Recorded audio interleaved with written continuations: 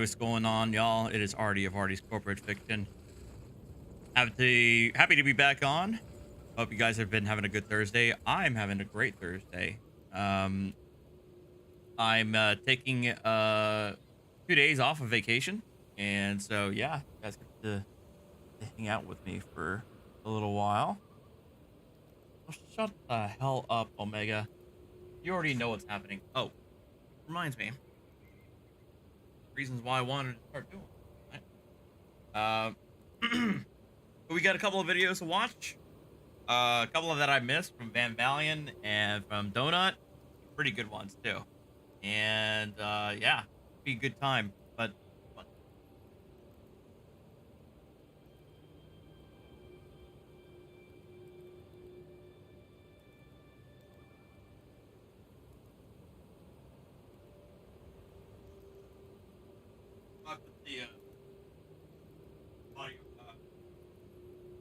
whatever they're called, the juice is back in there.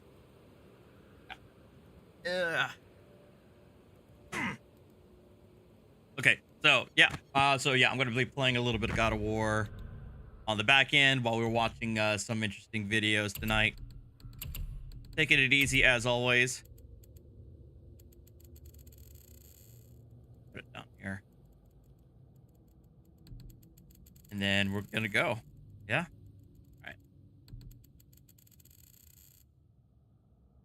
So welcome everybody. Showing the road. Which you don't have jurisdiction on.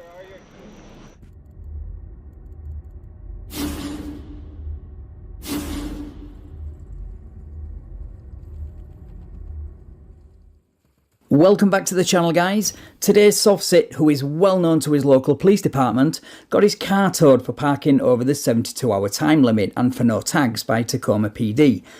So he does the dumbest thing possible. He rides to the police station on a motorcycle with his DOT exempt soft sit plate on it to make a complaint. I think you can see where this one is heading. He then gets pulled over when he leaves the police station and gets himself arrested for refusing to give a driver's license and gets his bike towed for no tags. And naturally, on his release from jail, he's vowed to make the city pay. Right, let's get into the video. Of course he will. Yesterday I moved my vehicle so they can't say it wasn't moved every 72 hours. So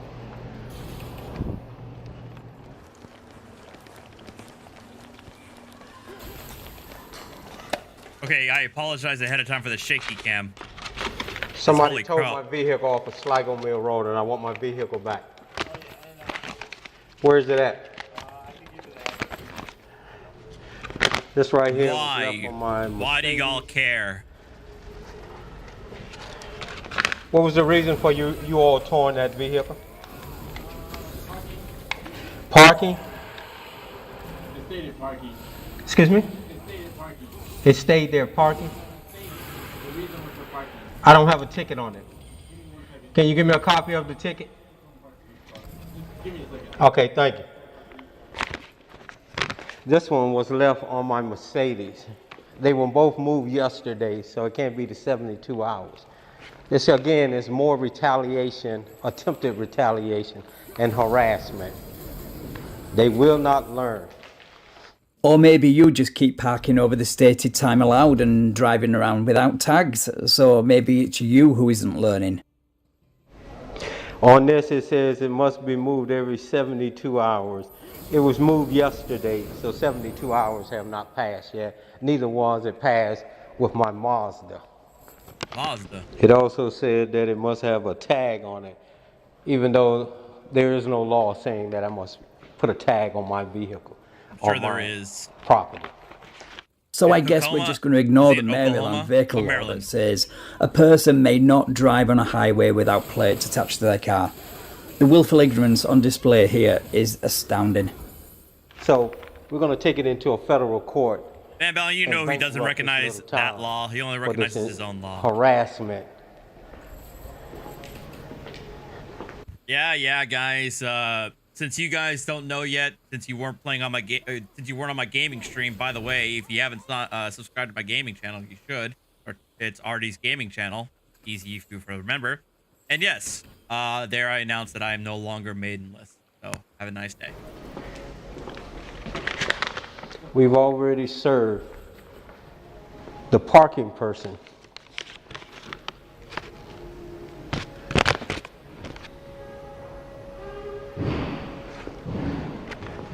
Mr. Bush with a letter of intent, and the police department are next. Yeah, well, good luck with that. Yes, sir. So, Yes, and she's staying with me. The whole reason was for unpaid parking ticket. And I can give you the, do you want the parking enforcement supervisor's information as well? What I want is what's your name and badge number, Mr. My first name's Armani, last name's Keys, ID 8495. Okay, Mr. Keys? Yes, sir. I want my vehicle returned back to Vehicle. where it was towed from. And you can tell the chief, the mayor, and whatever. Why stop at the mayor? You should take this even higher. I think the Supreme Court of the United States might be interested in this one. Or you could just pay your parking tickets and get a license plate for your vehicle. Just saying. Okay, I'm going up to Montgomery County again, and I want to know where this vehicle was towed to. Okay, yeah, I'm about to give you. Okay, I appreciate that. Mr. Keys says that for unpaid parking tickets, they towed this vehicle. The parking tickets are illegal parking tickets. Oh. And if you think I'm gonna pay illegal parking tickets, this government of Tacoma Park is on some serious dope. Oh. What they're gonna do is they're gonna pay me for Oh. taking my private property Oh, yeah? off a public area. Interesting.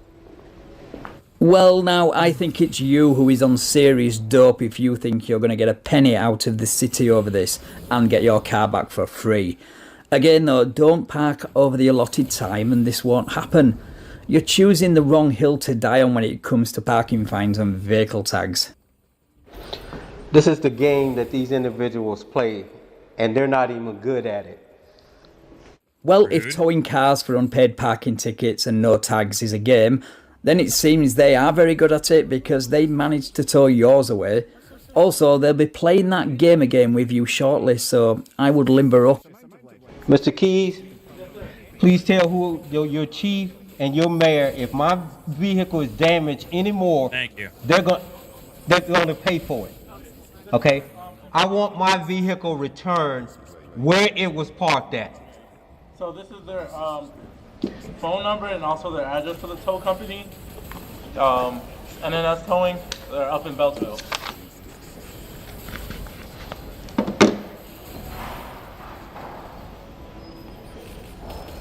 I thought you guys would have learned the first time, but First time. evidently you haven't. What do you mean by So him saying I thought you guys would learn the first time implies that the police department suffered some sort of consequence by them taking his car or towing his car or something. if they thought I was joking and playing with them, they're about to find out. The vehicle was towed by, it wasn't towed by like a regular tow, it was towed by a flatbed. So.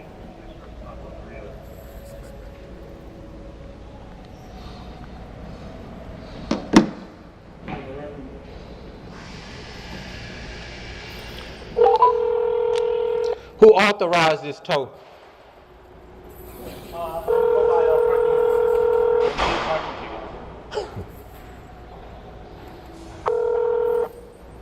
And just towing, hold on, please. The car you're towing, right on the ticket, do not release until he makes good with Tacoma Park. No. Alright. So right on the, I'll also tell to you, okay? Alright, no worries. Okay, I was gonna write a whole lot. Right. Alright, thanks. Bye-bye. Well, can I help you? Yeah, I'm assuming what you just said was dealing with a Mazda 3. Yep, you're gonna have to call Tacoma Park. I'm standing. Who am I speaking with first of all? You're talking to Nick, the owner here. All right, Nick, the owner. You're being recorded right now. Let me Okay. explain. Let me explain this to you. Right now, we're in a lawsuit. You don't have to explain nothing to me, sir. Nick the owner sounds like he's dealt with nonsense like this before. This should be good.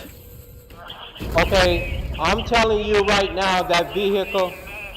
I'm telling you right now that vehicle was illegally towed, and okay, if you want your company involved in this big lawsuit, It's not gonna happen. Okay, but that vehicle was illegally towed from that area by Tacoma Park, Maryland.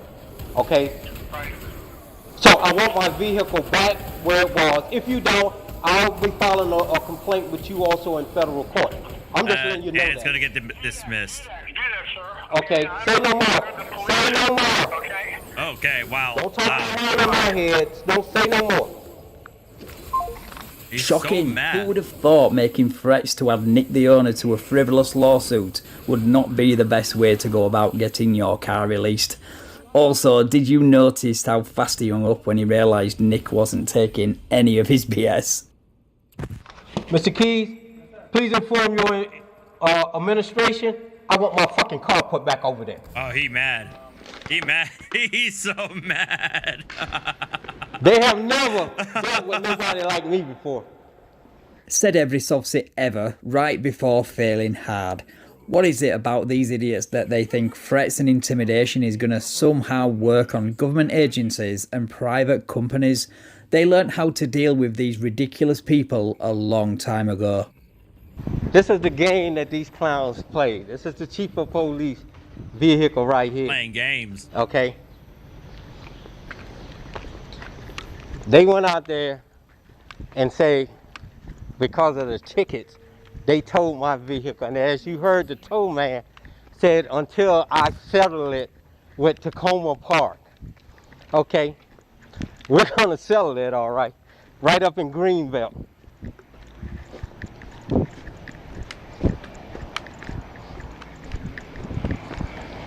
Again, this is more attempt to intimidate and harass me. Well, let's hope nothing happens between here and Greenville then. The last thing you need right now is another encounter with the police, especially with those fake plates on your bike. That would be really unfortunate. Again, this is more attempt to intimidate This is in and Maryland. harass me. Deacon. The tickets are illegal. Oh, yeah? As you heard the tow truck driver say, do not move my vehicle until I satisfy Tacoma Park, Maryland. Ain't that some shit? Yeah, that's about right. No, they're just the rules we all have to follow in a functional society. You're not special, you're not above the law, even though you think you are. So stand by. We about to get real greasy with this. Oh, yeah? Don't worry, we're standing by. In fact, we can't wait. I for you can't to wait. get to Greenville, was it?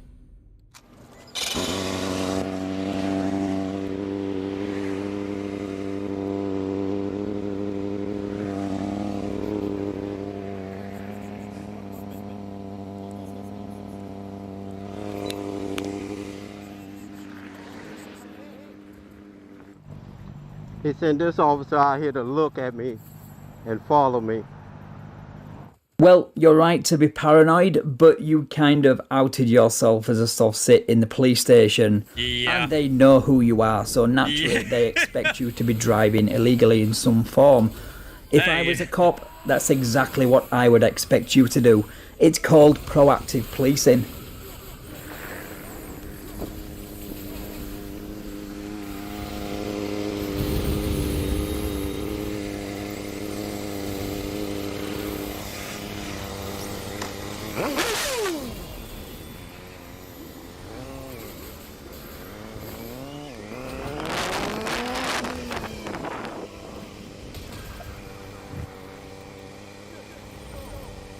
Thanks, RA, for the $9.99 super chat. And now he's Miss Mandy had to take off today. Well, duh.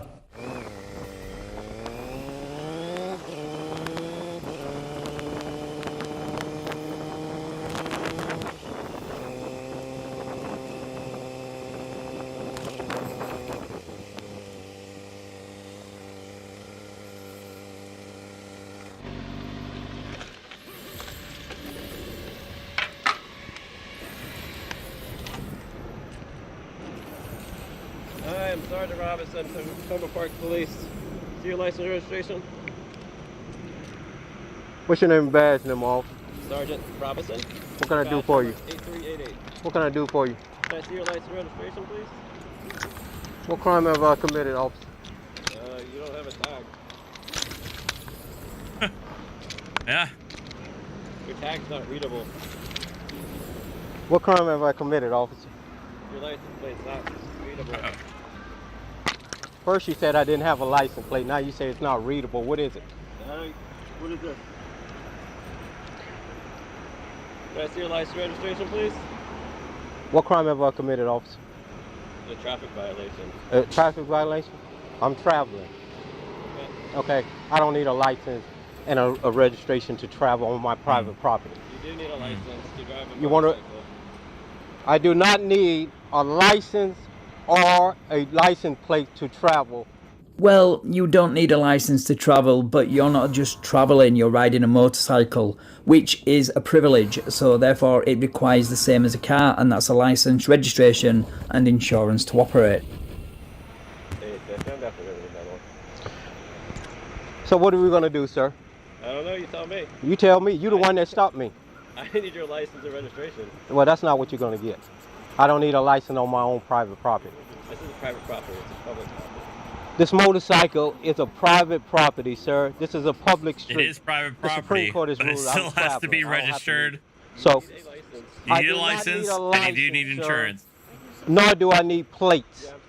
Yeah, you Show do. me one of those Supreme Court cases that say you can operate a motorcycle or a motor vehicle on a public road without a licence. Because I've been looking for 5 years now and I still haven't found one of those elusive cases. And please don't send me Thompson v. Smith or Chicago Motor I know, Coach right? Company. Or any of those other cases you dolts send me from time to time. Because those cases do not say what you think they say. It's quite the opposite actually, and that's always fun to point out. But by sending them to me, you've just shown to me that you haven't even read the case yourself. So what are we going to do, sir? Is your body camera on? Yes, sir. Okay, Your Honor, this individual has stopped me on a public street, Your Honor. riding my private property, telling me I need a license and I need plates on my own private property. Show me the law or the statute, sir. He's not required to show you the law at the side of the road. He knows that law exists. It's on you to understand the law before you take your vehicle out onto a public road. And you've obviously failed at that because you've chosen to believe charlatans peddling pseudo-law online rather than learn what the law really is. Show me. Or just own up and just pay the freaking, fees. The law and the statute. I don't know it specifically. I don't know. I don't know why. I don't know why these guys go through this level of headache. It can't be that much in Maryland. Okay. Section 13 in the transportation article is for registration. For driving, I'm traveling. Oh my God. For commercial use. This is not commercial use. Doesn't matter. You're on a. Oh, it does matter, sir. It does matter. Okay. No, sorry, wrong yet again, and that argument will not persuade a judge, because nowhere in law does it say driving is a commercial term only. I know it's States wouldn't be cognitive able dissonance. to offer commercial but still. and non-commercial driver's licenses if that was the case. So what are we going to do now, sir? I need your registration. It's not going to happen. So what are we going to do now? All right. Okay. What are we going to do now? We're gonna tow the I need motorcycle. your registration and your What license. are we going to do What now? about your name and date of birth? What? You're not getting anything, sir. Nothing? Nothing. Well, Zero. how can I tell who you are? What are we going to do, sir? I'm on Excuse my me. Your Honor, I'm on my private property. Why does he call him Your Honor? riding on a public street, traveling, and this officer has stopped me. Your Honour, today we caught a repeat offender who continually refuses to abide by the law because he stupidly thinks driving is for commercial purposes only. He also refused to identify, which, as you know, is against the law. And if you try to hold him accountable for his actions, he will attempt to commit paper terrorism by filing frivolous liens against everyone involved for applying the law equally. All right, sir. Okay. You're going to be placed under arrest. Okay. If you're not giving us your license registration. Okay. Let me put this back in here. Go for it. Put your hands behind your back.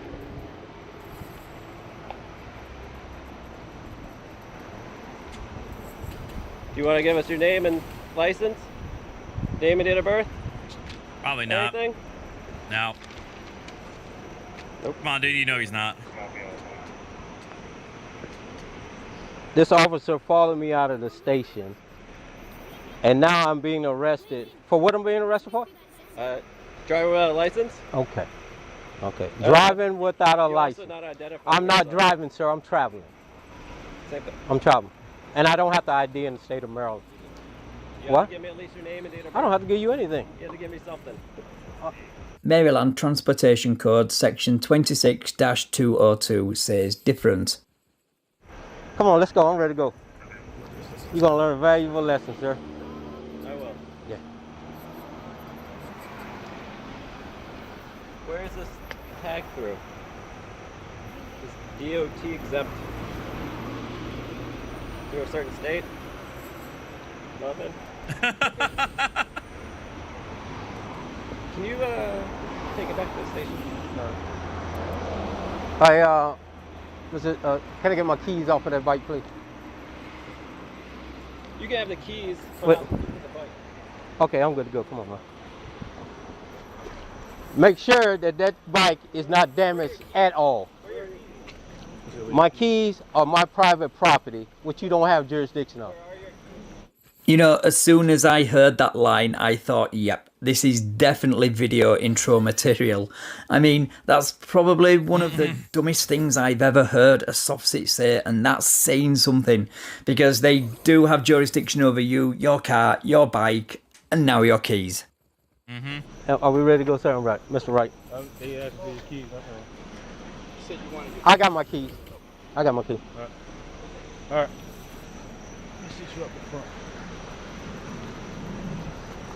Move some of my stuff around. Yes, sir. Oh, there it is. Now he's going to be traveling and not driving. Exactly.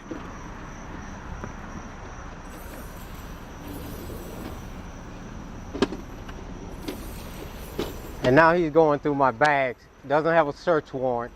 Illegally searching my private property. Well, he can search I think you through need it. to look up what the word illegal means and how that word is used, because they do have the legal authority to search your belongings when you've been arrested. That's just a fact. Right, I think that's where we'll leave this one for now. The ride to jail is uneventful and they turn his camera off when he gets to the jail anyway, but he did post a video on his release from the Montgomery County Detention Centre, which apparently he was in for 19.5 hours. He continues to threaten just about everyone with a lawsuit for violating his constitutional and civil rights. And he recently posted a video where he served the city of Tacoma Park, including the mayor and the chief of police, with a letter of intent, and says the price has just gone up. So he just continues to make a complete fool of himself and records all of it for our viewing pleasure. And his arrest has only made him even more determined to get revenge. Anyway, I'll drop a link to all the videos I've mentioned in the description below, including this one, and as always, I will be keeping an eye on his channel myself, and I will bring you any updates worth sharing. Right, thanks for watching, guys. If you enjoyed this video, then Shout out to Van, as always. On July 13th, 2022, Now we're an going, officer was going back to Code Blue Cam. This is not in La Crosse, but it is in Wisconsin. So that's something. conducting traffic enforcement when they observed a speeding vehicle in Glendale, Wisconsin. The vehicle was allegedly traveling 50 miles per hour in a posted 30-mile-per-hour zone.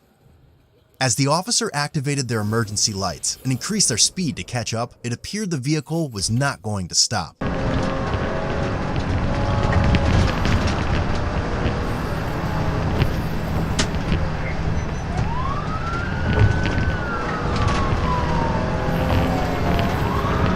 Another officer ahead was advised of the pursuit and successfully deployed stop sticks on the vehicle. What's she got? It's running. It's running. It's running.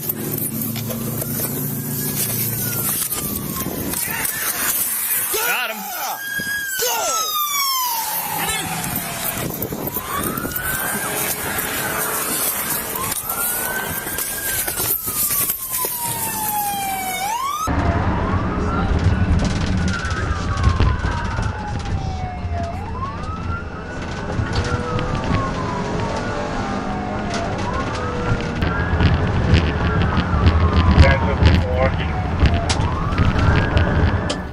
vehicle eventually lost one of its driver's side tires and became disabled, resulting in 4 suspects fleeing on foot across the interstate.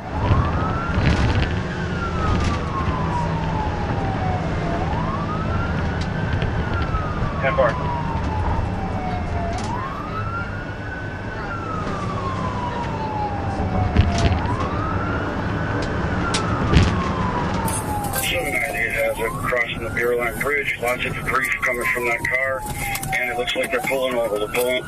Walking. They're gonna bail. Stop! Stop! They're bailing off the freeway. They're bailing off the freeway. All occupants are running. And they're running. Stop! Stop! They're jumping the freeway. They're gonna go on to by the Holiday Inn. Oh, copyright. Vehicle's clear. I got 1 mag dropped.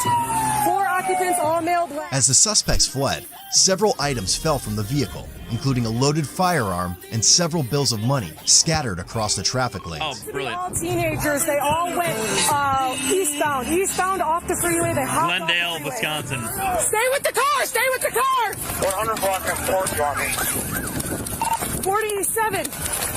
There's one running by the Children's Hospital. Hey, one's getting into a Toyota.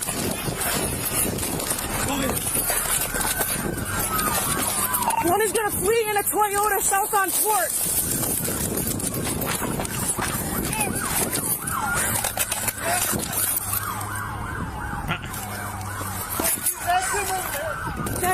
Can you hear the car, please? I'm with the car. I got money, and one leg is being checked. 10.1 entered the Holiday Inn. 1 entered the Holiday Inn. Where'd he go? Stop! Stop! I got 1 male black, white t-shirt, black pants, running towards the river line behind Holiday Inn. 768 lost sight, but he's still running south behind the Holiday Inn. Hey, also be advised, there was a magazine dropped from the car, so these guys might be armed. 160, you copy, Glendale, request for mutual aid. 160, Police! 724 is in the area, 4600 port.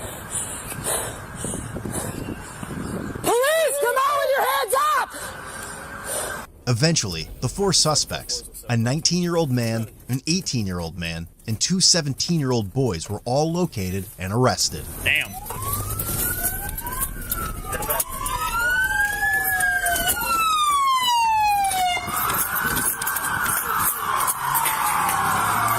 He's still there. He's coming back this way. Show me your hands! Put your fucking hands up right now! Walk towards me!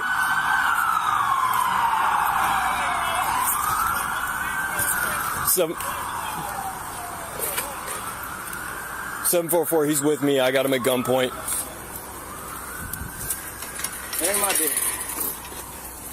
Yeah. Hey, Wazoo. Well, I don't like motherfuckers taking me. Here, come on. You'll grab my jacket for me. Why is he acting so casual? Oh, bro. All right, turn around. Put your hands behind your back. Alright. Okay, don't do me like that, then. Come on. We're just the one.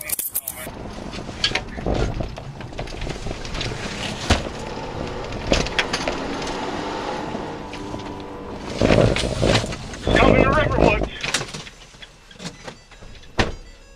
How much gear they carry? I'll ask him.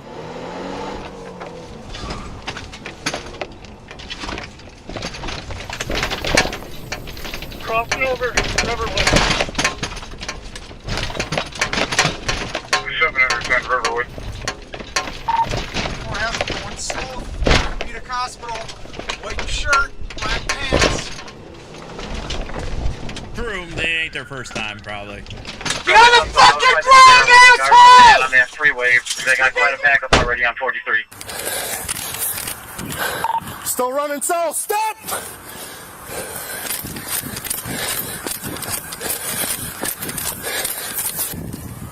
We have black male, white shirt. Adidas pants.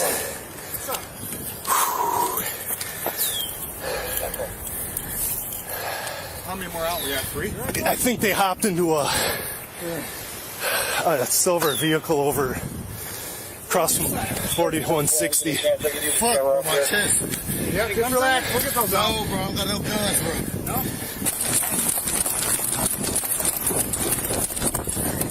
Go right. Okay, go right, go right, go right. Go, go, go! Go, go, go, go. Damn. Stop! Stop! Thank you.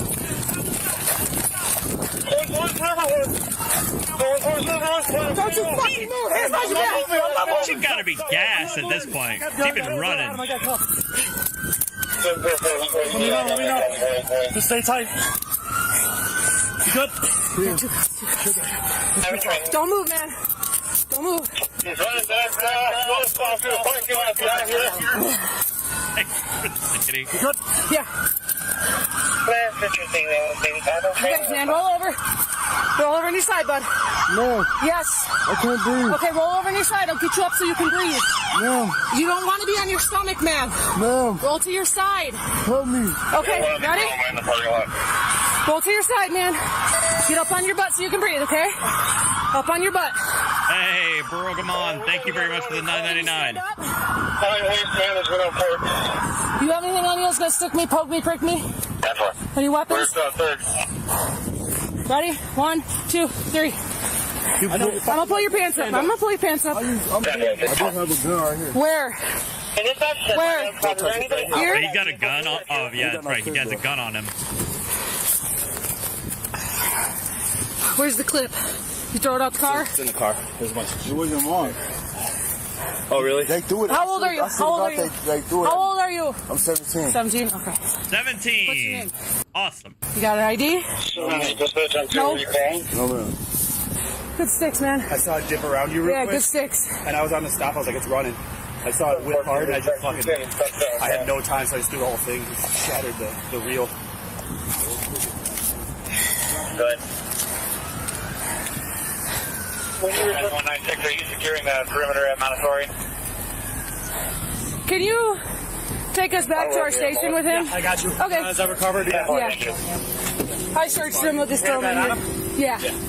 What? Lucky, bro. What body are you in? 15, 14? 5'2", sorry. 5'2". You want one additional search? Is he good? Any injuries on you, man? 796. That's all I need. 5'2". You need an ambulance? Just want to need him all alone.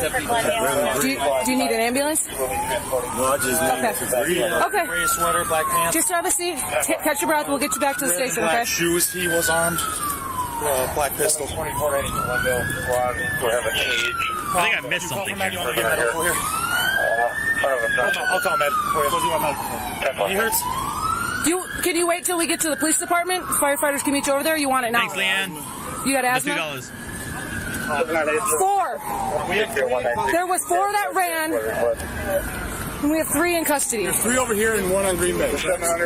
Yes.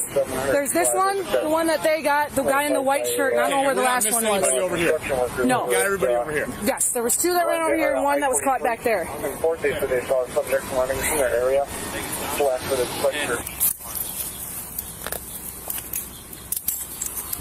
Out. Do it slowly, man. Damn. What's up with y'all? Why are you grabbing me like that? Because you're just running. Because you're fidgeting around. You ran out of a fucking car that was blown by cash and a firearm landed outside. What, you think they're gonna treat you gingerly? Dude, stop fucking around. Stop twisting. Hey, stop twisting. You are twisting. You holding my arm. And I'm about to put you on the ground. You holding my arm extra hard. I have bone issues. Chill. Stop twisting. Bone issues? You are. My arm. Leave your hands behind your back. What's your name? Simon. All right. Stop twisting. All right. Where's the sheriff at? Right here. Where's the sheriff? Sheriff? There's nothing in my back pocket. Don't check my back pocket. You're under arrest.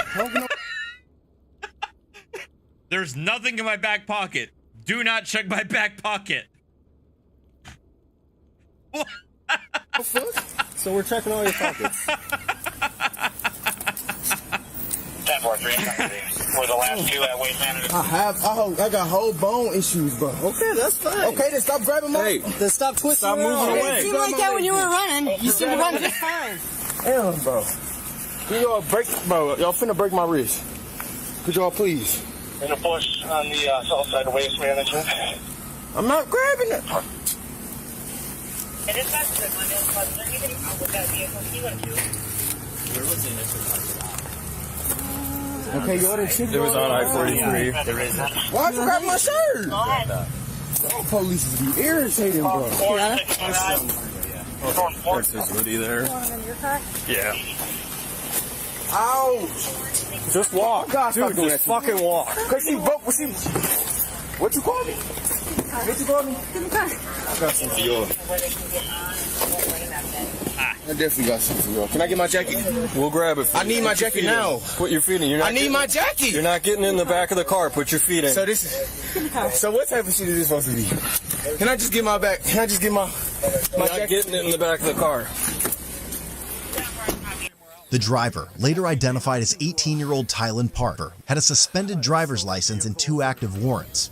A non-felony warrant for possession of a dangerous weapon and a felony warrant for robbery of a financial institution party to a crime. I gotta find my guy. So, bank robbery? Your phone guy? Yeah. Could you give it to me? You want it? Yeah. What do you want to do with it? Shut up. I just want to call my... No, you can't call anybody. You want to call the other people to tell them to come back? No, I need to call the person whose car that was and let them know to come get it. Oh, well, here, I'll write it down and we'll get a hold of him. Whose car was it? My girl's. Oh, yeah. Oh, yeah, by the way, that's his girlfriend's car that they ended up fucking up.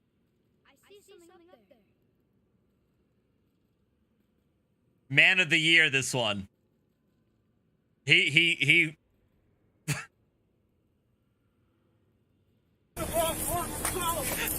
Cross what? Waste management. They're right here. If you want to. Yep. They're going to be just north of us.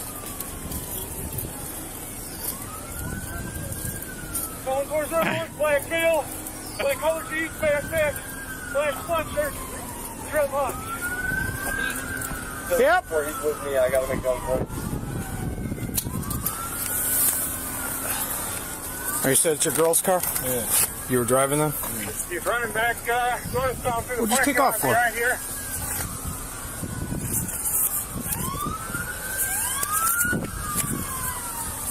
All right, what's your girl's name? What day you buy her presents? All right, we got another one in custody. Yeah, So you were driving her car? Yeah. And what is it? What do you want me to tell her?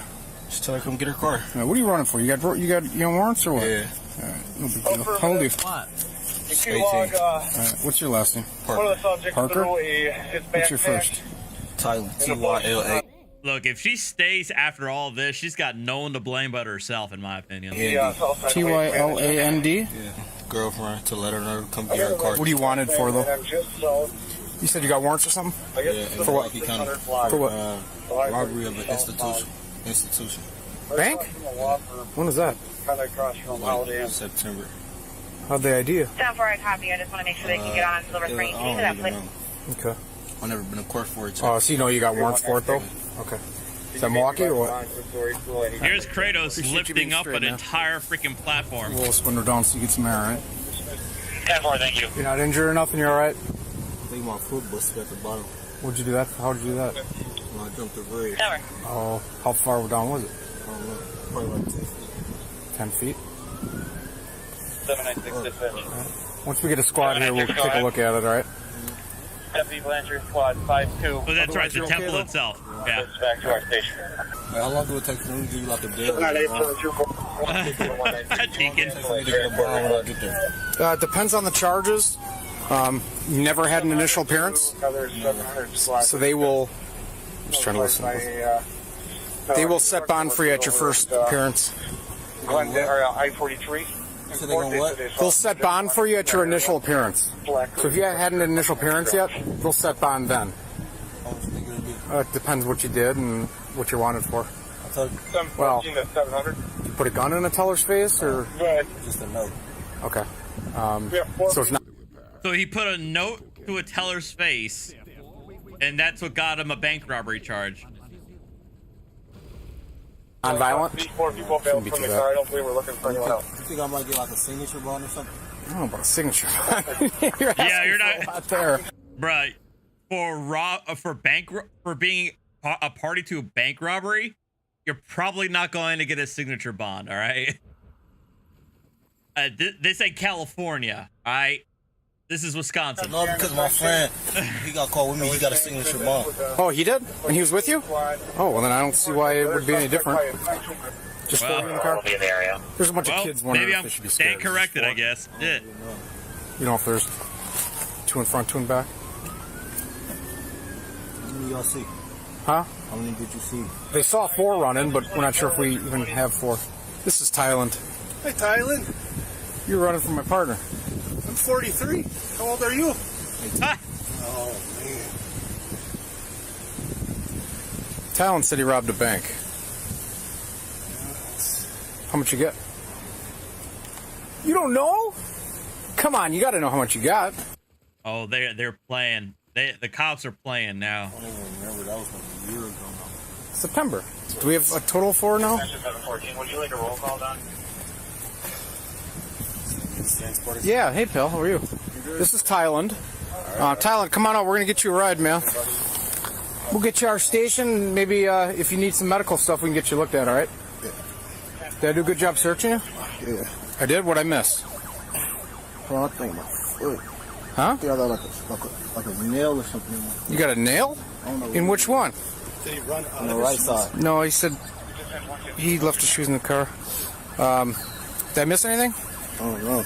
I imagine Officer Wonder Woman's getting some water and still getting some air. To see if it's like a Probably handling the other Which suspects. foot? You're right? Yeah. Let's see. On this one. Like a nail in the right under the front big toe. Up here? Yeah, right there.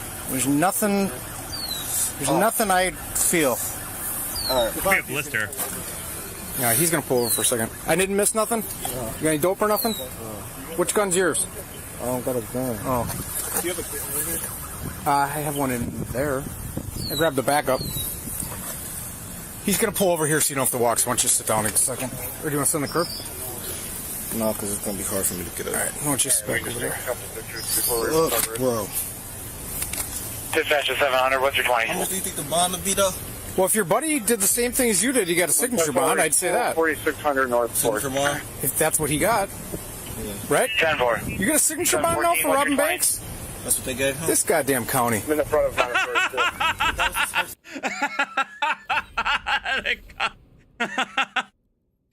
This fucking county, man. I love it. Case ever. Well, I don't get rob a bank, you don't get a fucking signature bond. We're gonna put you in this car, he's gonna run us back, and then we'll, Huh? North Green Bay on the route to It's what? Montessori. Spy? Spag. You say you gonna run a what? Spag, I don't know what that means. What you say you was gonna run? He's gonna run you back to our station, then we can get you. You said run a spag. Management. Oh, that's what you were saying. Alright. If you could log that. Dude, you were running from me like 5 minutes ago. I know, but like, Just start to cramp up? I ain't just. Which side do you want, Devontae? Other one? Alright. 744 Glendale, have one meet me back in the Fuck, jail. bro. I think my ankle. Dude, you were just hopping fences running from me. 714. How are you that bad already? Might be a second though. Straight now? Can anybody advise what kind of gray car that subject got into? The silver Toyota sedan that was parked at the Children's Hospital when they jumped the curb. Yeah, it's your girl's car, right? Yeah, how y'all gonna get it back? I'm gonna call her. Alright? Good? Make sure you call her right away. Because I know she's gonna be worried about the car. She is? Okay. You too a bit. Okay. I'm on Green Bay. You gonna call her right now? Yeah, would you like me to? Yeah. Okay. The three They said that they said that they'll probably get it checked out at the station. other suspects had no warrants or criminal history. Throughout the evidence gathered from the incident, officers discovered another firearm and Wait, so none of the other suspects had warrants or criminal history, but they all like fucking fled? It was only the driver. 25 grams of marijuana. Due to the limited involvement with the pursuit, the 19-year-old James Brooks Adams was only issued a citation for resisting. One of the 17-year-olds was charged with misdemeanor accounts of resisting and concealed Well, the 17-year-old, yeah. carrying without a permit. The other 17-year-old was charged with misdemeanor counts of resisting, concealed carrying without a permit, and possession of THC while armed. Lastly, Tylen was charged with felony fleeing, eluding an officer, and misdemeanor bail jumping. His cash bond was set at $10,000. Ah, there we go.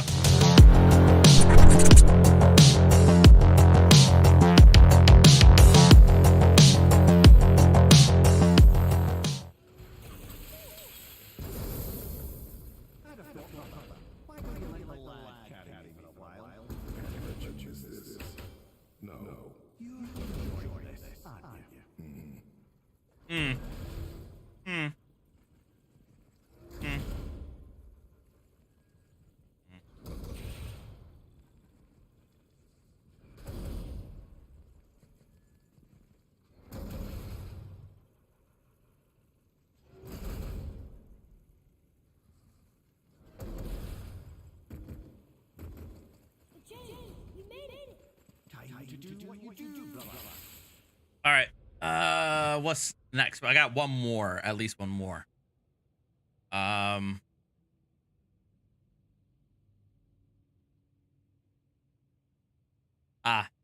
Mr. Donut. Hi everyone, Donut here. We got a crazy freaking shooting today for you guys involving a moving gun battle during a high-speed chase. Twice. This one's going to be between some dirtbag and the Las Vegas Metropolitan Police Department. Say that 5 times fast. Those kooky Las Vegas Metropolitan Police Department officers shoot like 200 people a year. But first, a word from our sponsor, Warpath. This video is sponsored by Warpath, a mobile game that gives you a real military experience where you play as a commander and can recruit strategy, $15,000 prize. There's a link for that too. Let's fight side by side in our own alliances. Thanks again to Warpath for sponsoring this video. Shootings! So I know the running joke on the channel here is that the Las Vegas Metropolitan Police Department shoots like tons of people a year, but miraculously, through some type of divine intervention, they've only shot 7 people so far this year. I haven't seen the new Purple Medic yet. We might have to check that out too. They've gotten some pretty amazing one-taps also the past couple years. You guys remember this one? Yeah, I did see that one.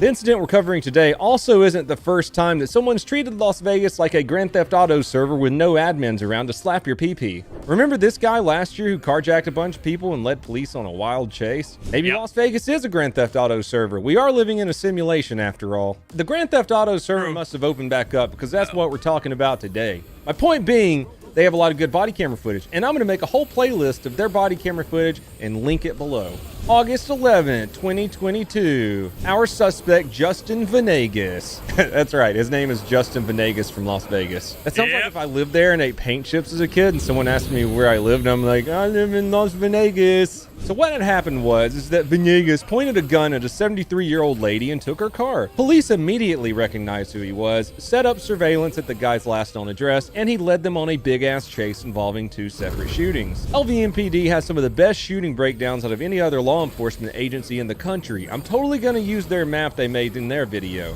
Sorry, I keep deviating. I just looked at this map and realized I only ever go to the main strip when I go to Vegas, usually for SHOT Show. Did you guys know that SHOT Show is during the same week as the Adult Video Awards? You can get some epic firearm industry contacts and herpes all in the same week. Nice. Awesome.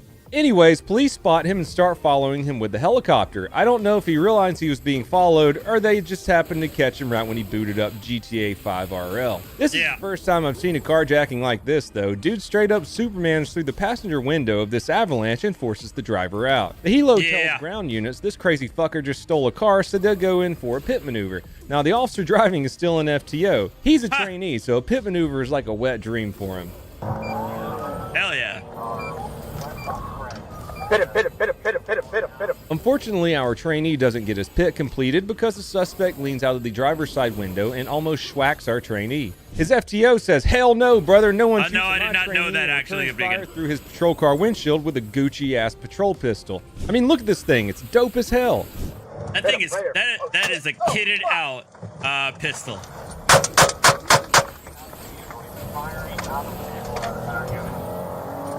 You all right? You okay? Now, there are two things I'd like to talk about right here before we go any further. The suspect's gun and shooting through windshields.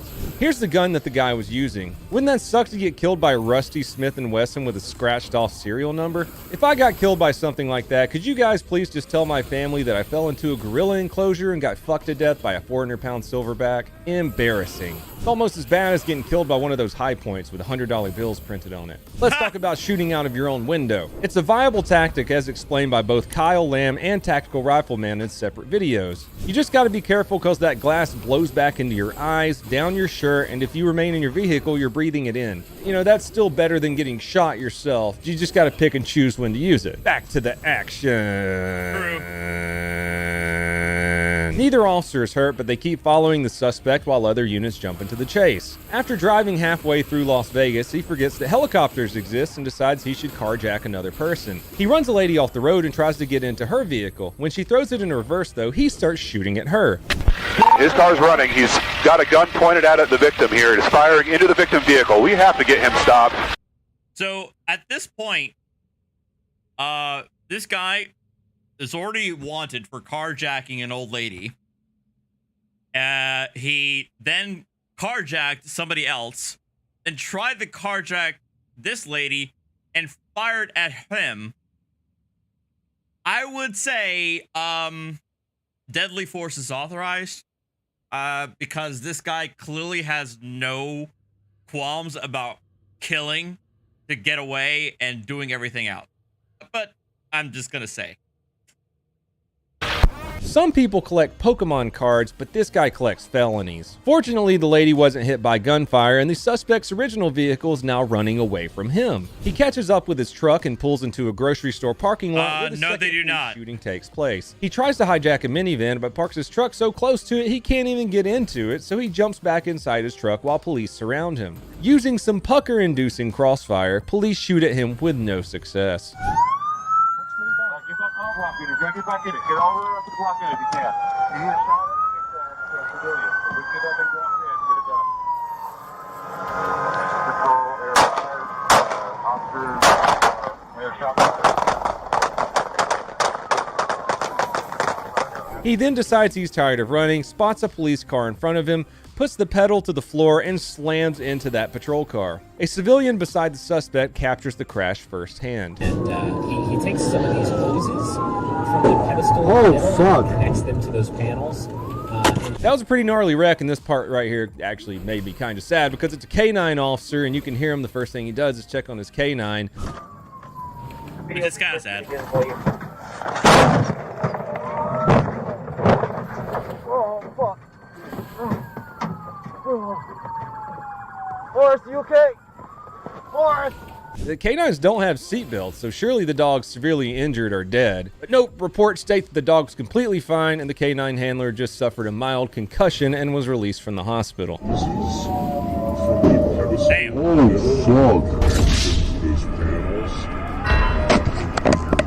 I don't know the condition of the suspect, don't really care. He is alive, and my lord, did they throw the book at him. He ended up being charged with 3 counts of attempted murder of a cop, 2 counts of robbery with a deadly weapon on a person over 60, 2 counts of assault with a deadly weapon on a person over 60, 2 counts of assault with a deadly weapon, 1 count of grand theft auto, 1 count of battery on a cop, 1 count of attempted murder, 1 count of attempted robbery, 1 count of robbery with a deadly weapon, 1 count of discharging a firearm at a moving vehicle, and last but not least, 1 count of felony evading. Big Felony That's all I have for you fine people today. Make sure to check out my vlog channel, Operation Donut. I've been uploading regularly to there again. And if you want to help support the channel, go to donutoperator.com where you can get some super sweet merch or follow me on pretty much any platform. Now Discord finally tells me that I'm live about an hour, or no, about 40 minutes into the live stream. Thanks, Discord.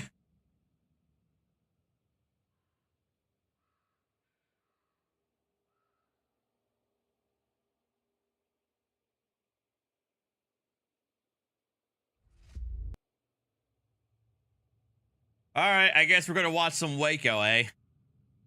This is gonna be fun.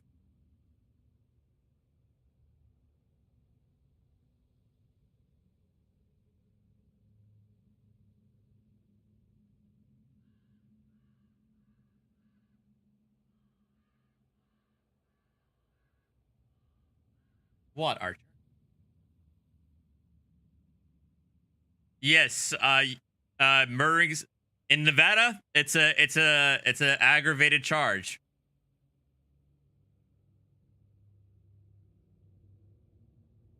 Thursday, February 28th, 1993. A small-town preacher running a religious compound in Waco, Texas, quickly found himself in the middle of a 51-day siege with the FBI, following one of the most televised and disastrous law enforcement raids in American history, creating a barricade situation. Yep. Yeah. I don't think I even really remember much of this when it was live, but I do remember it was a complete shit show. Among all parties involved. 1 second.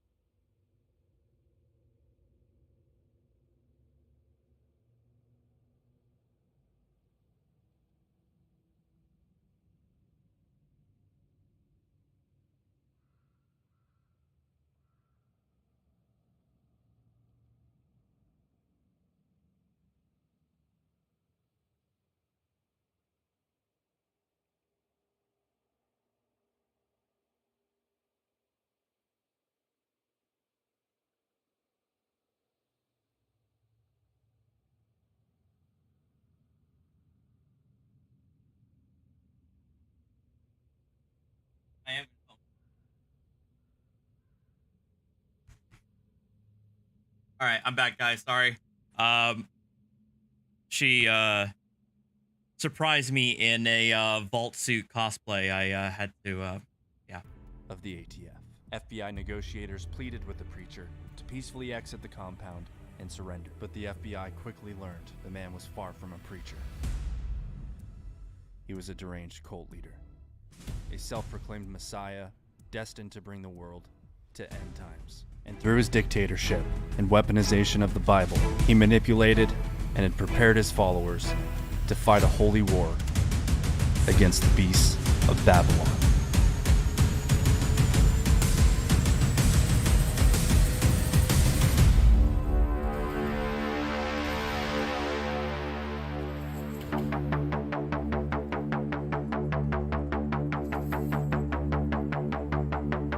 In 1981, 22-year-old Vernon Howell makes his way to Waco, Texas. His dreams of one day becoming a famous rock star were well over, after failing to form a band in Los Angeles. And for the aspiring lead singer, it was a boy's last dream and a man's first love. Once again, Popo Medic's soundtracks fucking slaps. I love it.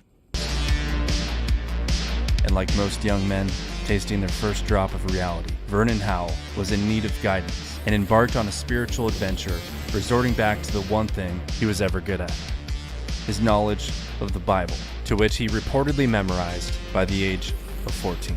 He discovered like-minded individuals from a fairly new religious movement and splinter group of the Seventh-day Adventist Church, who called themselves the Branch Davidians. He camped out at the group's compound in Waco, the Mount Carmel Center, owned and ran by a George Roden. And over the next 4 years, using his outsider rock and roll persona, people took a liking to Howell, especially the women, even having an affair with Roden's 60-year-old mother, causing such an uproar that Vernon Howell had to flee Mount Carmel Center altogether. And to his surprise, he was followed.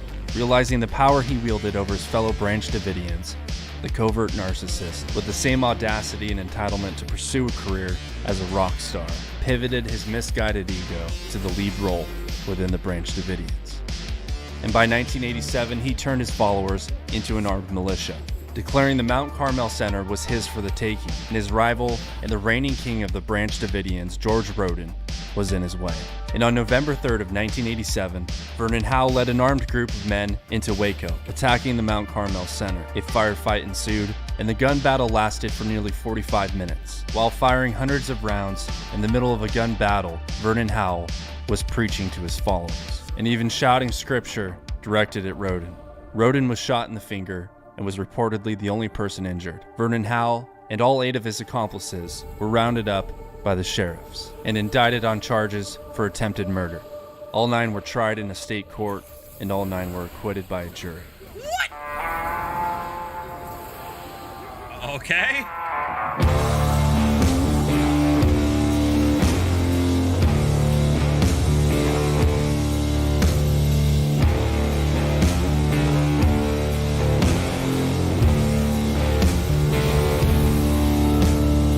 After Vernon Howell's release, George Roden vacated the Mount Carmel Center. Howell paid the property taxes owed and took over, becoming the newfound leader of the Branch Davidians. And under Howell's leadership, the sect of Branch Davidians became reborn into something new altogether. Howell and his followers collected abandoned vehicles, recycled building materials, and acquired an FFL license, selling firearms at gun shows. The money earned was invested back into the community to build bunkers on top of bunkers to further fortify the Mount Carmel compound.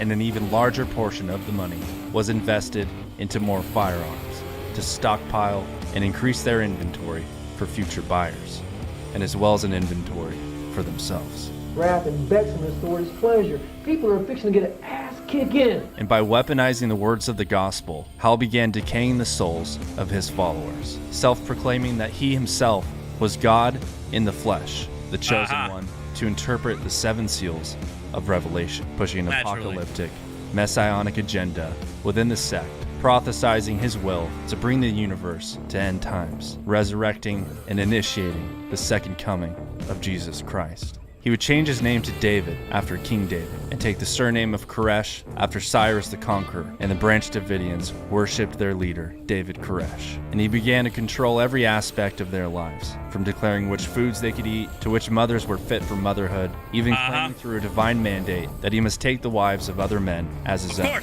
and that all other marriages are to be dissolved. Naturally. Commanding all men within the Branch Davidians to remain single and remain celibate. And through his dictatorship, his abuse, and taking teenagers as wives, the line was drawn in the sand, and those who were against him fled, such as a group of Australian defectors who went to Australian authorities after returning to their native country. And soon after, an Australian news reporter arrived in Waco to question its members. Oh no, of course it's SOP for serious cults. allegations have been made against him and this place.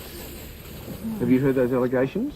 No, not that I could. Allegations that people here are frightened of him, of his behaviour. Oh no, I'm not frightened of him. Yeah? Nuh-uh. What about the girl next to you? What do you think of David? I think he's great. Yeah, how old are you? I'm 16. 16?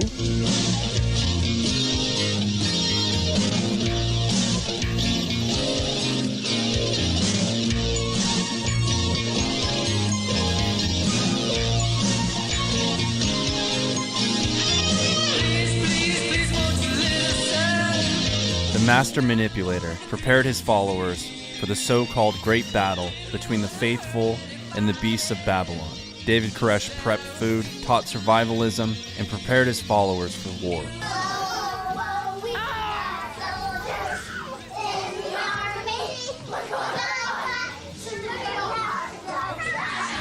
And as the sheriffs were notified by UPS employees of a package containing grenades and explosive powders, the Great War was coming, as the ATF were notified and giving Koresh his violent history, information pertaining to reports of automatic gunfire coming from the Mount Carmel Center. The ATF basically, Deacon, and began snooping around for any and all taxable weapons, even sending in undercover Special Agent Robert Rodriguez, who reported that David Koresh was using drop-in sears to convert semi-automatic rifles to full auto, according to the affidavit. The arrest warrant on David Koresh and the search warrant on the Mount Carmel Center was signed by a judge on February 25th, and the ATF planned a raid that would go down in infamy. And on February 28th, the day of the raid, a tipped-off news reporter on his way to cover the inbound ATF raid stopped and asked a stranger for directions to the Mount Carmel Center, mentioning the ATF spectacle that was soon to be taking place. The stranger whom he stopped was David Koresh's brother-in-law, Branch Davidian, who fled back to the compound to warn the others of the incoming raid. The Davidians armed themselves and took defensive positions against what they interpreted as the beasts of Babylon. The agents arrived hidden within the back of cattle trucks and began their offensive positions against what they interpreted as the religious group with illegal guns and a history of gun violence. And regardless of the psychologies or theologies of either side, both sides put their quarter in the jukebox.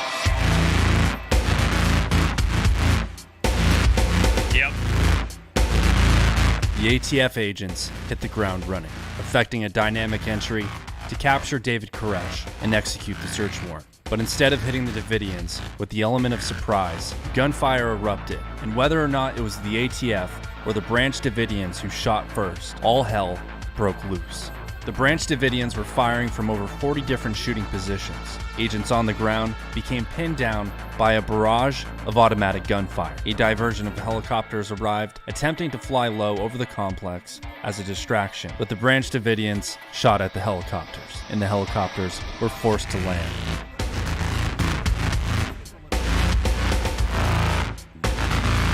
Running ladders on the east side of the building, the ATF forced themselves upon the compound, making entry into the building from the roof, walking straight in to a close-quarter battle.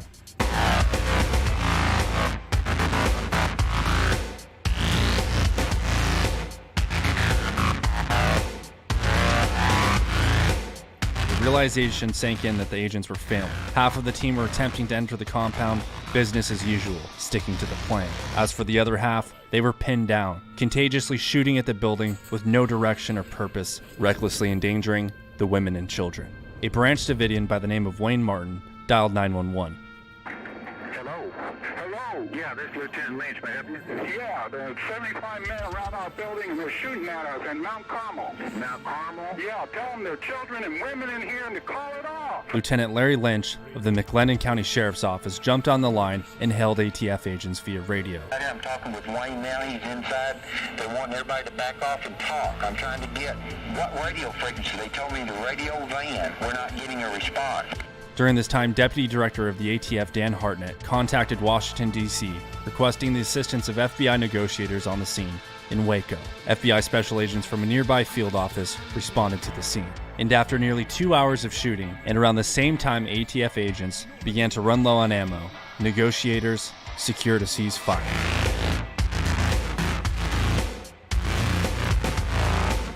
A wounded David Koresh, shot in the wrist and stomach, ordered the Branch Davidians to hold their fire.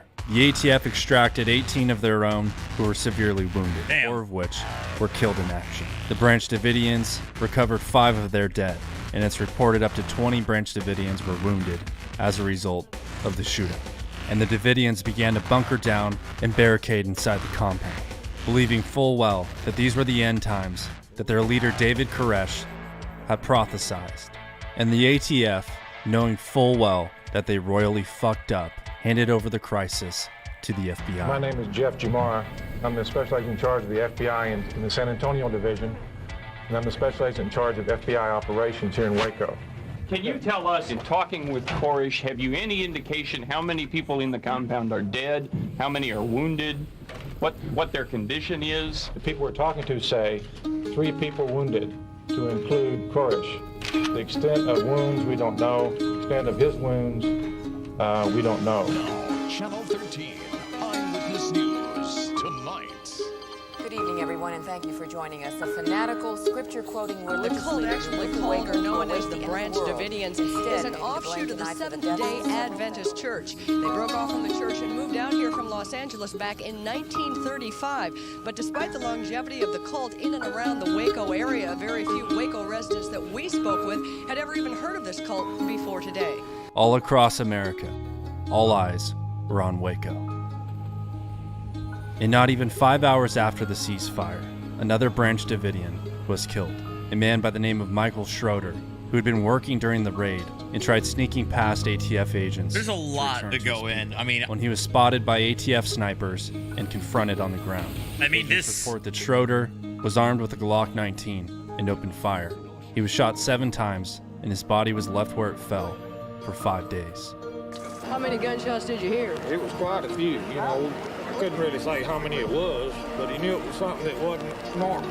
But the FBI was certain nobody else needed to be harmed, and the negotiations with David Koresh began. How could we save these children and women and... Give me the coverage. Okay, I'm going to get your scripture message to the radio station right away. David refused to surrender, but bargained with negotiators to release 2 children every time they air his message of how God gave him the ability to unlock the 7 seals of Revelation and start the apocalypse via Dallas radio news station KRLD. My name is Dave Koresh. I'm speaking to you from Mount Carmel Center. First thing that I would like to introduce in our subject is the reasons for the revelation of Jesus Christ. Over the next 10 days, David consistently released an inconsistent number of both women and children after each broadcast of his sermon. It's nothing other than my name is Dave, the revelation of Jesus Christ. 21 children have been released since the I'm sorry about that write-up. I understand. Most came out with messages from their parents listing relatives that might take them.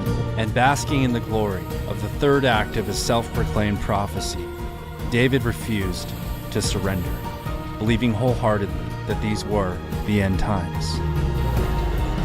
He gave us his word that after the message was delivered. Yes, but what if there is a higher power than you and I that speaks to an individual? If there's a God in this universe, and there's the laws of man and there's the laws of God, and this God that has led him all his life says to him to wait, what do you do? David Koresh, I got the phone. Negotiators attempting to get a hold of you. They're like to speak with you. The FBI grew impatient and began to implement aggressive tactics, beginning with a psyop to prevent the Branch Davidians from sleeping, to entice them to surrender.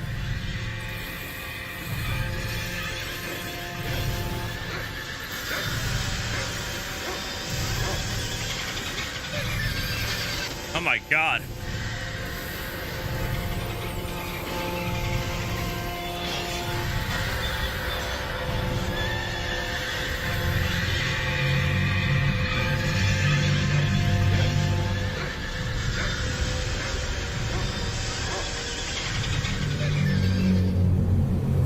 David had a revelation, informing negotiators the end times were no longer coming, and that once he was done penning his manuscript, interpreting the 7 seals, he would come out and surrender with the rest of the children. No, However, he won't. officials reportedly grew concerned after having learned from Texas Rangers of abuse reported by the released children during a series of interviews. United States Attorney General Janet Reno and then President Bill Clinton agreed that getting the remaining children out of the Mount Carmel Center was the #1 priority, even if it meant another tactical resolution. David, individuals inside the Branch Davidian compound. We are in the process of placing tear gas into the building. Exit the compound now. Here we go. Submit to the proper authority, David. Authorities used tanks to deploy the tear gas, at which point the Branch Davidians opened fire. Wiretaps revealed the Davidians were also pouring some type of fuel inside the compound. As different as they were, both sides had so much in common. Both sides endangering the children. Jesus. Both sides shallow and clueless. Both sides playing God. And a simple lesson in history will teach you. You can't play God without creating hell.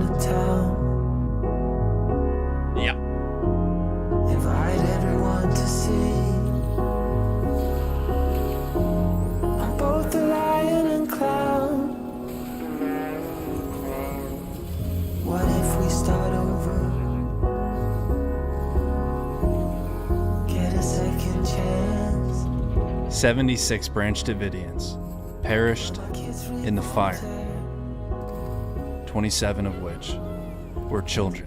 God damn. They cannot be proud about what they did on April the 19th. The events at the Mount Carmel Center sparked both outrage, criminal prosecutions, and civil litigations. Congress held extensive hearings into charges that federal law enforcement officials made serious mistakes. Yeah. Earlier in an opening I gave this morning with regard to the Posse Comitatus Act, just to refresh my colleagues' memories, the Posse Comitatus statute is a criminal statute that states that it's a crime to use any part of the Army or Air Force to enforce the laws of the land unless authorized by Congress or the Constitution. Including the affidavit, which failed to establish probable cause, and the use of pyrotechnic tear gas, which under the right conditions can become extremely flammable. Attorney General Reno defended her actions before the FBI's assault on the cult's compound. Reno was adamant that she alone had made the decision to force the cult leader David Koresh and his followers out of their compound with CS tear gas, and later denied all allegations of the use of pyrotechnics. I am very, very troubled by the information I received this week suggesting that pyrotechnic devices may have been used in the early morning hours on April the 19th, 1993 at Waco. However, several munitions of pyrotechnics were recovered from the rubble. Several experts who testified at the hearings stated that the fire was a premeditated decision by the Davidians to burn down the compound and themselves, likely at the orders of David Koresh. And the public demanded answers. Which is Nobody possible. wants to admit that their government could possibly be guilty of such a thing. But based on what I found out here over the past 5 months, I have no choice but to say that they were. And the tragedy of Waco echoed into the streets of Oklahoma City. Yep. So somebody told me a lot of people are scared to put something on, like this. And whether or not the fire was caused by the authorities or the Davidians, the real question is, Yeah. was Big it Smoke. worth It's showing possible for up both to be correct. prove a You're right. point? The ATF could have simply grabbed David Koresh somewhere in town, but elected to raid, creating a crisis within a crisis. And nothing in life is worth risking the life of a child. And if there's one thing that those in charge can remember and learn from Waco, it's to ask themselves before acting, is the juice worth the squeeze? Hey guys, if you enjoyed this video, be sure to hit that subscribe button. There's a lot more of these mini documentaries in the works, and you don't want to miss them. So make sure you're subscribed, and I'll see you in the next video. Thanks for watching. Goodbye. I got time for one. Wednesday, April 29th. One more brief 1992. one, because I got a little bit of beer left, and we're calling it a night. 2. And I got things to do. All right. Chaos erupts in the streets of Los Angeles as tens of thousands of looters pillage the city.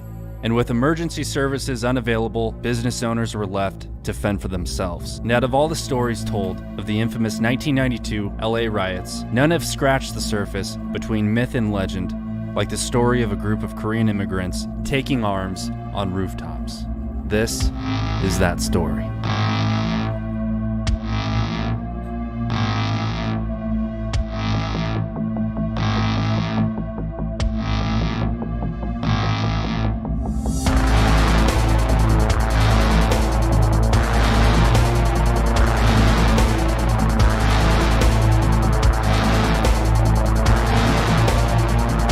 I've shown this one, haven't I?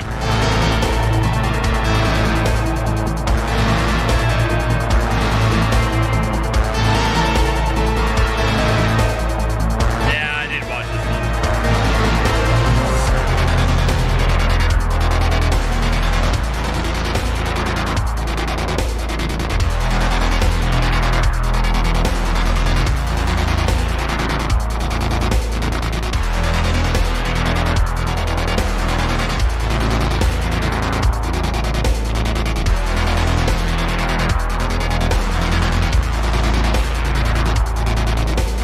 Hi everyone, Donut here. The wait is over. I finally got around to making the roof cream video after years of anticipation. Just kidding. Here's Popo Medic.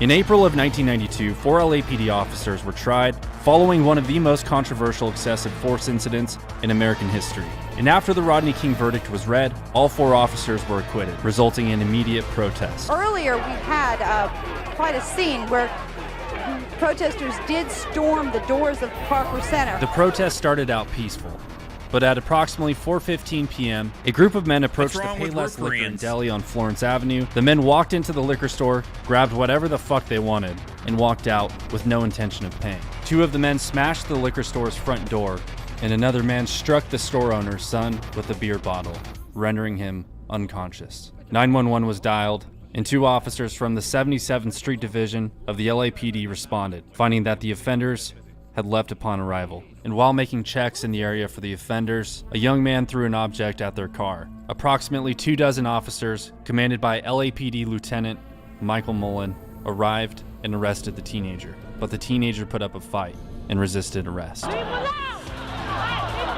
The teenager was a well-known minor in the community, further agitating a mass crowd of people who witnessed the arrest. The police formed a perimeter around the arresting officers as the crowd grew more hostile, leading to further altercations and arrests. And fearing the situation could potentially escalate to a life-threatening situation or the use of deadly force, Lieutenant Mullen ordered officers out of the area altogether. And by 6 p.m., the looting began on mass scale. Rampaging protesters looted businesses in South Central Los Angeles, setting dozens of fires. 1 fireman has been shot. The crowd began to turn physically violent, seriously injuring bystanders and other members within the crowd, absolutely polarizing the community and devastating business owners. It's not right! Take care, Deacon. It's not right! It's not right what y'all doing! I came from the ghetto too! Same as all of you did!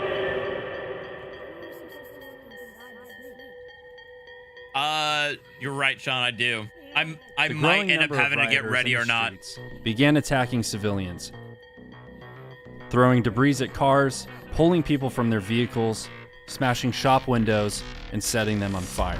The chaos had sent shockwaves into the living rooms of millions of Americans across the nation, as a Chinese immigrant by the name of Choi Si-choi and a trucker named Reginald Denny, who was delivering gravel for the construction of low-income housing, were both horrifically attacked during live coverage of the riots.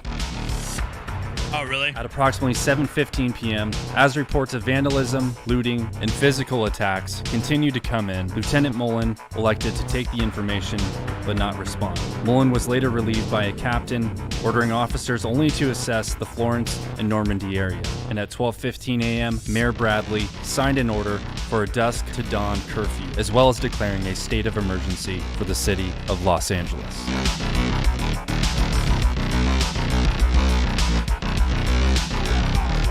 And on the following day, by mid-morning, violence appeared widespread, as extensive looting and arson was witnessed across Los Angeles County. The rioting moved from South Central Los Angeles, going north through Central Los Angeles, decimating the neighborhoods as far as Westlake to Fairfax, before reaching Hollywood. The looting and fires engulfed Hollywood Boulevard, and simultaneously rioting moved west into neighboring independent cities of Compton, Carson, and Long I'll check Nexus. You might even remember Long Beach native Bradley Noel singing about it on Sublime's self-titled album. First spot we hit it was my liquor store. R.I.P. Bradley Noel, fucking legend. From Olympic Street to 120th Street laid the forefront of many small family-owned local businesses, primarily owned by first-generation Korean immigrants, many of whom escaped from North Korea into South Korea before immigrating to the United States. Many of whom were formerly voluntold soldiers who knew how to fight. And the fight came to Koreatown rather swiftly, as rioters moved up north from Florence and Normandy with a newfound thirst for looting. At 11:30 a.m., one employee of a local gun store, David Jew, was working behind the counter when the shop phone rang. It was a phone call from his employer, Richard Park, who owned another store a few doors down. Richard yeah, I did a little bit. That he was Hey, at the thanks, nearby Josh, for shop the and in the middle of a gunfight. for the $10. David locked up the gun store, ran across the parking lot, armed with a Beretta. When he arrived, he heard gunshots, at which point looters from across the street made their way to the gun shop plaza and opened fire on Richard and David. But when the two men fired back, the assailants fled the area immediately. Word quickly spread throughout Koreatown that this method had worked, in not only protecting Richard's property, but his life. Korean business owners who caught word of this began to phone in a Los Angeles-based radio station called Radio Korea, pleading to the radio station's audience for an armed response to help protect their property. Everybody parked in the street and they took some everything, liquor, beer. When you got here, you said people were still inside the store. What did you do? Sit inside. I shut the 8 times, everybody moved. A merchant guarding his property. You got anybody out there or just a shot? Rick Romero out here. All of the merchants here are not going to wait for the National Guard or police or anybody else. You talked about guerrilla warfare, and it's right here, right on the premises here. Just about every one of the individuals in this. Radio Korea quickly became dubbed Koreatown's makeshift command center, warning listeners of the whereabouts of incoming looters, and offered itself as a 911 system, allowing shop owners to call out for help over the air. After the realization sank in, there would be no response from police, fire, or EMS, already stretched too thin, responding to thousands of ongoing emergencies. 가게라고 있습니까? 아니 옷가게 거기는 남자 옷이에요. 남자 옷가게. 네, 거기에 탔어요? 네, 거기가 지금 불타고 있어요.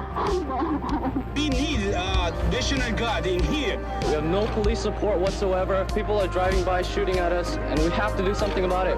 A local resident by the name of Ina Cho and president of the Korean Veterans Association in 1992 was listening to the broadcast and decided to call in a little broadcast of his own, requesting all Korean Marine Corps veterans to respond to the area.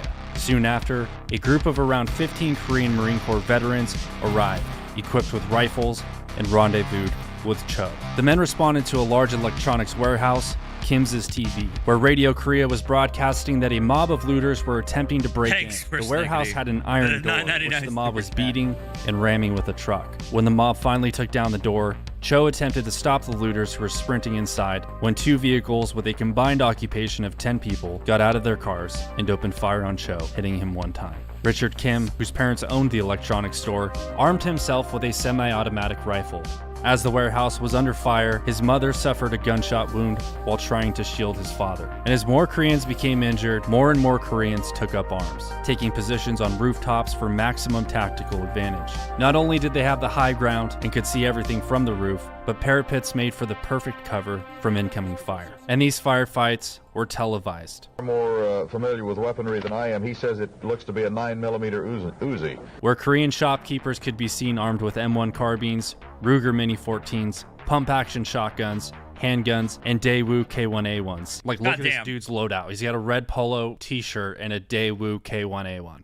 I mean, come on. One of the most iconic photographs of roof Koreans happened at a small grocery store called California Market. The owner fortified his store with 20 well-armed employees and volunteers, all of whom were wearing white headbands. They were often shooting blanks or discharging warning shots into the air, which is dumb. You gotta wonder where those went, you know? But their methods worked, as looters scattered, fleeing the area as quickly as they could. On May 3rd, after 4 days of exchanging gunfire with armed looters, the rooftop Koreans successfully forced every single wave of remaining mobs out of Koreatown, saving countless lives and livelihoods in which the Korean American identity was born. And on that same day, over 1,100 Marines and 6,500 National Guard troops patrolled the streets of Los Angeles, putting an end to the chaos.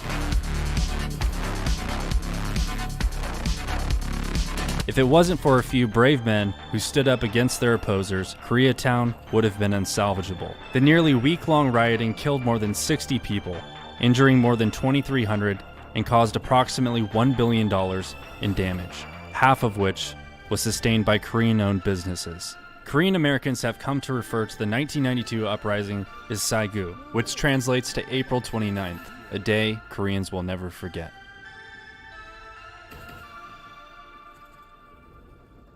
Hey guys, if you enjoyed this video, be sure to hit that subscribe button. There's a lot more of these videos in the works and you don't want to miss them. So make sure you're subscribed. And I'll see you guys in the next one.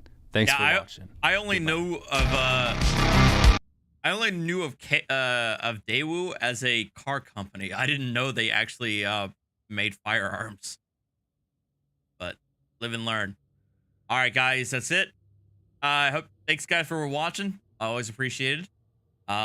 But I'm gonna call it here, and you guys have a good night. I might stream a little bit more over the weekend, but we'll see. But yeah. Have a good one. Thank you, all of you, for the tips and donations. Hit that like button on your way out, and I'll see you next time. Later.